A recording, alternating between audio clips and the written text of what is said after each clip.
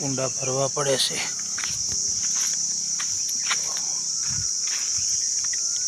કુંડા હાવ ખાલી થઈ જાય છે.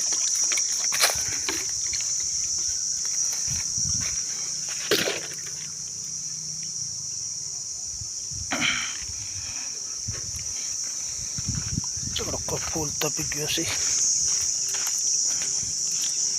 કોક દિવસ કોક હારે આવે છે, બાકી તો એકલા તો આપણે કરવાનું જ છે. તે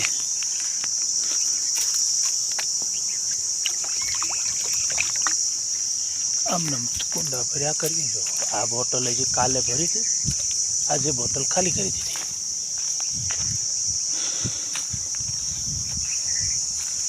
એટલે આ બોટલ છે ને, જો રિઝલ્ટ જો દરરોજ બોટલ જોવે. બોટલ છે ને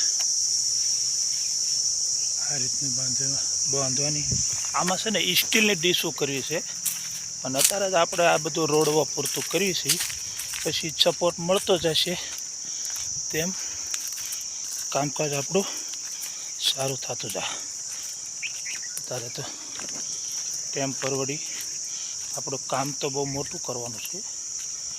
હજી જો આ દરરોજ સવાર સાંજ 2 ટાઈમ ભરવા પડે, જેથી કરીને પંછીઓને તકલીફ ના પડે.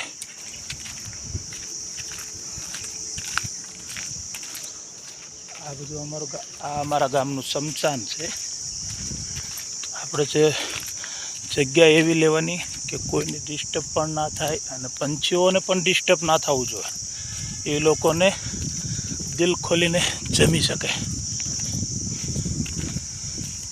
અને આપણે કોઈ પણ સમયે પાણી ભરવા આવી શકીએ.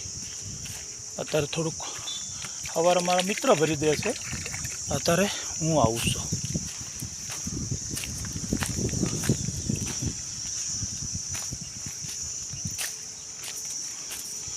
આ બોટલોનું કામકાજ છે ને, દરરોજ એક બોટલ ખાલી થઈ જાય. આ બોટલ જે કાલે બપોરે ભરી હતી, આજે ખાલી થઈ ગઈ.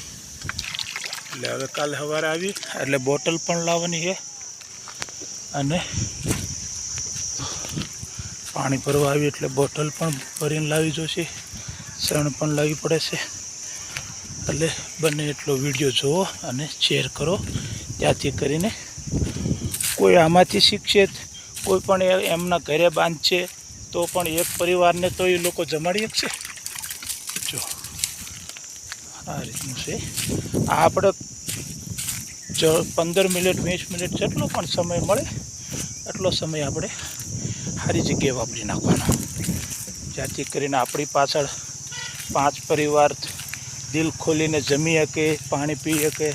બસ આપણે ભગવાન પાસે બીજું શું માગવી? આ જ માગવી છે કે આવી સેવા કરવાની આપણને તક મળે અને આપણામાંથી કોક શીખે.